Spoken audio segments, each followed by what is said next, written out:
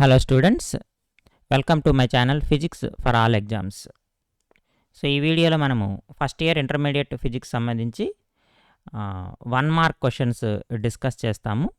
Last వీడియోలో మనము multiple choice questions ఏమిస్తాడు first యూనిట్లో, అంటే యూనిట్స్ అండ్ మెజర్మెంట్స్, కొలతలు మరియు ప్రమాణాలు మొదటి యూనిట్ నుంచి మల్టిపుల్ చాయిస్ క్వశ్చన్స్ ఏ రకంగా అడగొచ్చు అనే దాని మీద వీడియో చేశాము. సో ఆ వీడియో యొక్క లింకు డిస్క్రిప్షన్ బాక్స్లో ఉంది, కంటెంట్ యాక్సెస్ చేయొచ్చు. ఈ వీడియోలో మనము ఫిల్ ఇన్ ద బ్లాంక్స్ కూడా మనకి ఎగ్జామినేషన్లో ఇస్తున్నాడు కాబట్టి ఈ యూనిట్స్ అండ్ మెజర్మెంట్స్ చాప్టర్ నుంచి ఫిల్ ఇన్ ద బ్లాంక్స్ ఏ విధంగా అడుగుతాడనేది మనము డిస్కస్ చేద్దాము. నా ఛానల్ ఫస్ట్ టైం కనుక విజిట్ చేస్తున్నట్టయితే సబ్స్క్రైబ్ చేయండి. నా కంటెంట్ మీకు నచ్చితే లైక్ చేసి షేర్ చేయండి. సో మనకి ఫుల్ మార్క్స్ స్కోర్ చేయాలంటే ఈ 1 mark questions 9 marks most important కాబట్టి వీడియోని స్కిప్ చేయకుండా చివరి వరకు చూడండి. ప్రతి ఒక్క బిట్కి మనం ఆన్సర్ ఏ విధంగా చేస్తున్నాము, ఎలా ఫైండ్ అవుట్ చేయాలనేది తెలుసుకోండి. సో ఈ ఛానల్ ద్వారా ఈ కంటెంట్ అయితే నేను ఇస్తూ ఉంటాను. సో ఇంటర్మీడియట్ ఫిజిక్స్ కానీ, నీట్, జేఈఈ ఫిజిక్స్ కానీ, లేదా పీజీ సెట్ ఫిజిక్స్, అలాగే physical science for all competitive examinations, ఈ కంటెంట్ అయితే నేను మీకు ప్రొవైడ్ చేస్తూ ఉంటాను ఈ ఛానల్ ద్వారా. సో లేట్ చేయకుండా మనం వీడియోలోకి వెళ్తే యూనిట్స్ అండ్ డైమెన్షన్స్ నుంచి 1 mark questions filling the blanks ఏ విధంగా అడుగుతాడు అనేది మనం చూస్తున్నాము. సో ఫస్ట్ క్వశ్చన్ చూస్తే plane angle is the ratio of length of arc to dash అని ఇచ్చాడు. సమతల కోణము అనేది చాపము పొడవు మరియు డాష్ల నిష్పత్తి అని ఇచ్చాడు. సో దీనికి కరెక్ట్ ఆన్సర్ ఏంటంటే రేడియస్ వ్యాసార్థము అంటే సమతల కోణం అనేది చాపము పొడవు మరియు వ్యాసార్థముల నిష్పత్తి. అంటే θ ఈజ్ ఈక్వల్ టు L/R. ఇది మనకి ఫార్ములా. కాబట్టి plane angle is the ratio of length of arc to radius. ఇది మనకి రేడియస్ అనేది ఇక్కడ మనకి కరెక్ట్ ఆన్సర్ అవుతుందమ్మా. Next the unit of plane angle. So ఇందాక సమతల కోణము ఈ ఫార్ములా మనం చూసాము. ఇప్పుడు సమతల కోణం యొక్క ప్రమాణం మనకు తెలిసిందే, రేడియన్లో కొలుస్తాం. ఎందులో కొలుస్తాము? రేడియన్స్లో కొలుస్తాం. సమతల కోణాన్ని రేడియన్లో కొలుస్తాము. నెక్స్ట్ ప్రశ్న, the dimensional formula for the coefficient of viscosity. స్నిగ్ధతా గుణకం యొక్క మితి ఫార్ములాని రాయమంటున్నారు. మనకు మితి ఫార్ములా రాయాలంటే మనకి సూత్రం తెలియాలి. ఫార్ములా తెలిస్తే మనము ఈజీగా రాయొచ్చు. కోషియంట్ ఆఫ్ విస్కాసిటీ సాధారణంగా ఈటా అనే అక్షరంతో చూపిస్తాం. Eta is equal to force by area into ఇక్కడ వెలాసిటీ గ్రేడియంట్ రాస్తాము dV/dx అమ్మ. F/A dV/dx ఇది ఫార్ములా. సో దీనికి వచ్చేసిన యూనిట్స్ అయితే newton seconds per metre square.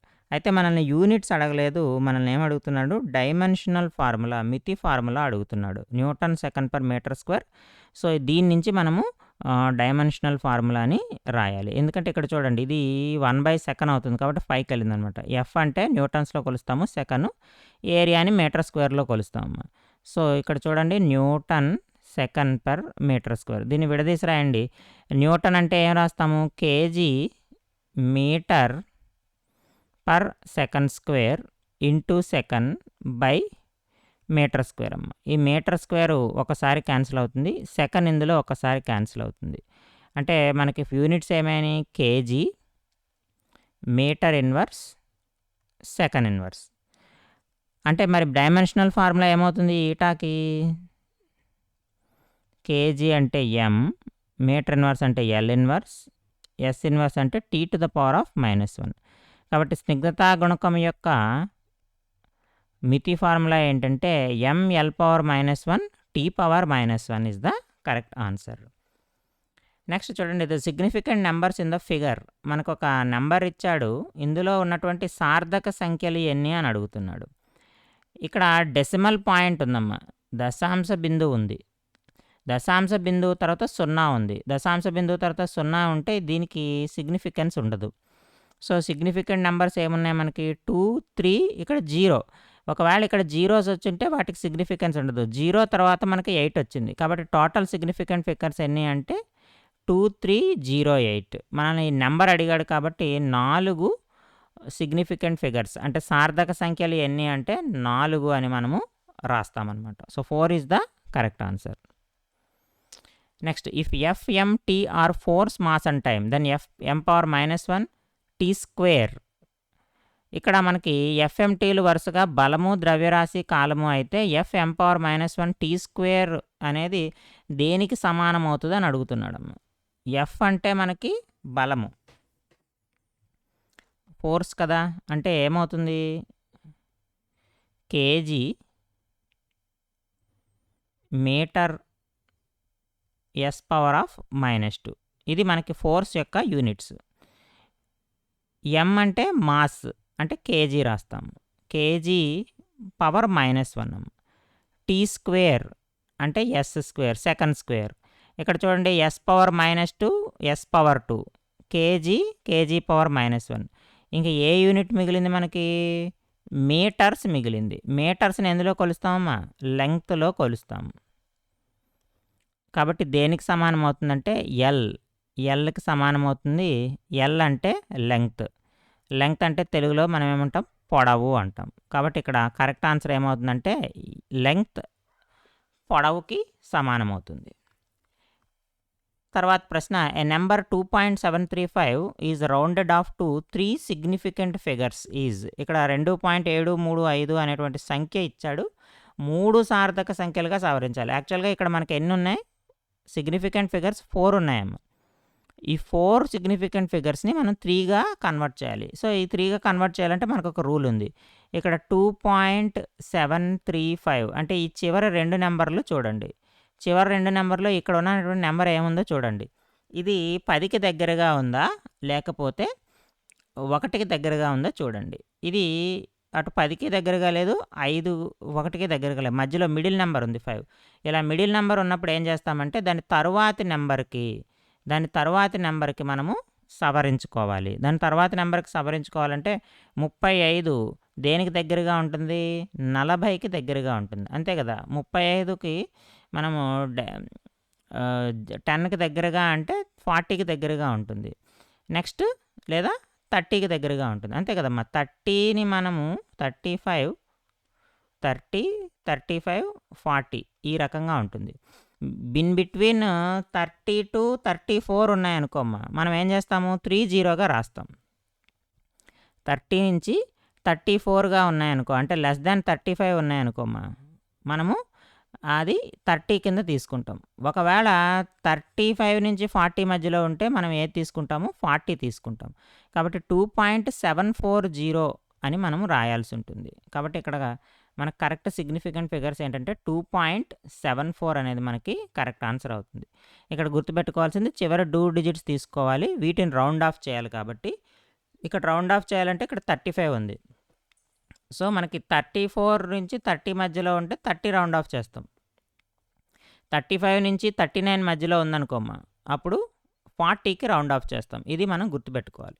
అంటే 30 నుంచి 34 మధ్యలో ఉంటే 30కి రౌండ్ ఆఫ్ చేస్తాం. 35 నుంచి 39 ఉందనుకోమ్మా, 40కి రౌండ్ ఆఫ్ చేస్తాం. ఇక్కడ 35 నుంచి 39 మధ్యలో ఉంది కాబట్టి మనం దేనికి రౌండ్ ఆఫ్ చేస్తాం 40కి రౌండ్ ఆఫ్ చేస్తాం. దానివల్ల ఆన్సర్ మనకి ఏమైంది 2.74 అయింది. నెక్స్ట్, కాంతి తీవ్రత యొక్క ఎస్ఐ ప్రమాణము, the SI unit of luminous intensity. So ఇది డైరెక్ట్ క్వశ్చన్. దీనికి ఆన్సర్ ఏంటంటే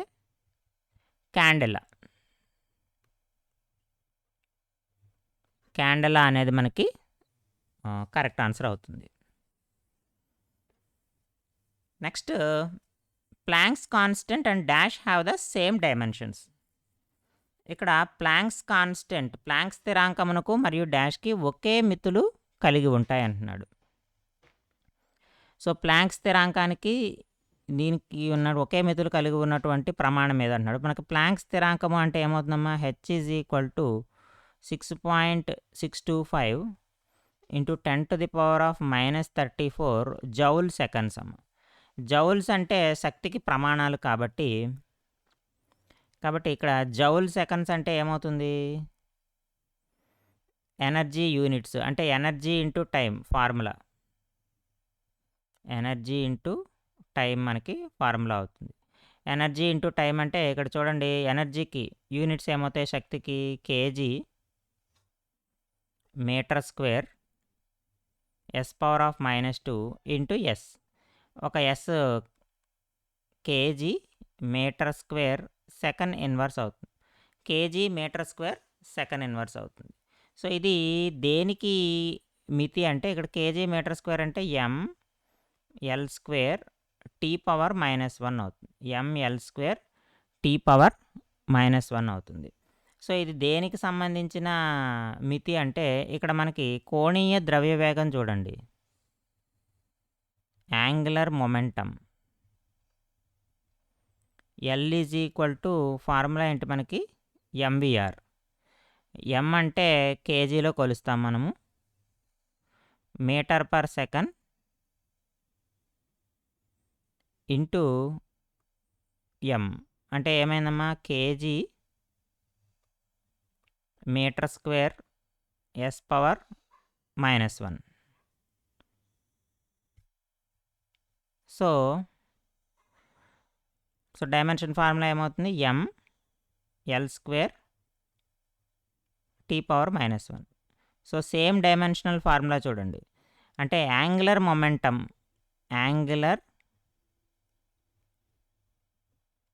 మొమెంటమ్ అలాగే ప్లాంక్స్ కాన్స్టెంట్కి మనకి ఒకే యూనిట్స్ ఉంటాయి. కోణీయ ద్రవ్యవేగానికి ప్లాంక్ స్థిరాంకానికి కూడా ఒకే మితులు కలిగి ఉంటాయి. నెక్స్ట్ కోణీయ ప్రేరణ యొక్క మితి ఫార్ములా యాంగులర్ ఇంపల్స్. ఇది రాయాలంటే మనకి యాంగులర్ ఇంపల్స్కి ఫార్ములా తెలిసి ఉండాలి. యాంగులర్ ఇంపల్స్కి ఫార్ములా తెలిస్తే మనం డైరెక్ట్గా దీనికి ఆన్సర్ ఫైండ్ అవుట్ చేయొచ్చు. యాంగులర్ ఇంపల్స్కి వచ్చేసేటప్పటికి ఏమవుతుంది, angular impulse is equal to formula ఏంటంటే torque into time difference, torque into time difference. కాబట్టి యూనిట్స్ ఏమవుతాయి, KG metre square per second అవుతుంది. సో టార్క్ యూనిట్స్ మనకి force into distance F into R into TM. So ఇక్కడ force units రాసుకుంటాము, KG metres per second. So మనకి dimension formula ఏమవుతుంది, ml square T⁻⁻1 అవుతుంది. ml square T⁻⁻1. So మనకు formula తెలిస్తే ఈజీగా ఆన్సర్ వచ్చేస్తుంది అనమాట. ఇక్కడ యాంగులర్ ఇంపల్స్ యొక్క డైమెన్షన్స్ ఏంటంటే ml స్క్వేర్ T⁻⁻1 అవుతుంది. నెక్స్ట్ ఇక్కడ చూడండి, a force is represented by F is equal to AX square plus BT square. X distance T time అయితే డైమెన్షన్ ఆఫ్ ఏ అడుగుతున్నాడు. ఎప్పుడైనా సరే గుర్తుపెట్టుకోండి, ఇలాంటి ఈక్వేషన్ వచ్చినప్పుడు మనకి ఎడిషన్ జరుగుతున్నప్పుడు ఇక్కడ ఎఫ్ అంటే ఫోర్స్, కాబట్టి ఏఎక్స్ స్క్వేర్ ఫోర్స్ అయి ఉండాలి, బీటీ స్క్వేర్ కూడా ఫోర్స్ యూనిట్కి సమానంగా ఉండాలి. కాబట్టి ఏఎక్స్ స్క్వేర్ అనేది ఖచ్చితంగా it is a unit of force, అంటే దీని యొక్క యూనిట్స్ కూడా ఏమవుతాయి, న్యూటనే అవుతుంది. కాబట్టి దీనికి ఏ మితి ఫార్ములా కావాలి, ఇక్కడ ఎల్ స్క్వేర్ రాయండి, ఎక్స్ అనేది డిస్టెన్స్ కాబట్టి, ఈజ్ ఈక్వల్ టు ఫోర్స్కి న్యూటన్ ఏంటమ్మా ఎల్ T⁻⁻2, అది ఫోర్స్కి. ఈ ఎల్ స్క్వేర్ ఉంది కాబట్టి ఒక ఎల్ క్యాన్సిల్ అయిపోతుంది, ఇక్కడికి వస్తే ఎల్ ఇన్వర్స్ అవుతుంది. కాబట్టి ఏ యొక్క డైమెన్షన్ ఏమవుతుంది, L⁻⁻1 T⁻⁻2. అది మనకు కావాల్సిన ఆన్సర్, L⁻⁻1 T⁻⁻2. సో ఇవి మనకి కావాల్సినటువంటి డైమెన్షనల్ ఫార్ములా ఆఫ్ ఏ అనమాట. ఇక్కడ ఎఫ్ ఈజ్ ఈక్వల్ టు అని ఇలా ఇచ్చినప్పుడు, సో ఏదైతే మనకి లెఫ్ట్ హ్యాండ్ సైడ్ ఉందో ప్రతి ఒక్క టర్మ్ కూడా లెఫ్ట్ హ్యాండ్ సైడ్ ఉన్నటువంటి ఫిజికల్ క్వాంటిటీ యొక్క డైమెన్షన్స్కి సమానంగా ఉంటుంది కాబట్టి ఇక్కడ ఏఎక్స్ స్క్వేర్ అనేది ఫోర్స్ యొక్క డైమెన్షన్స్ కలిగి ఉంటుంది. దానివల్ల మనం ఏఎక్స్ స్క్వేర్ని న్యూటన్స్కి ఈక్వల్ చేసి ఈ విధంగా సాల్వ్ చేసాము. ఇవి ఇంటర్మీడియట్ ఫస్ట్ ఇయర్ ఆంధ్రప్రదేశ్ సంబంధించి 1 mark questions filling the blanks units and measurements నుంచి మనం చూసాము. సో నా కంటెంట్ కనుక మీకు నచ్చినట్టయితే లైక్ చేసి షేర్ చేయండి. ఫిజిక్స్ ఫర్ ఆల్ ఎగ్జామినేషన్ ఛానల్ని సబ్స్క్రైబ్ చేయండి. Thank you for watching. Next వీడియోలో మళ్ళీ కలుద్దాం.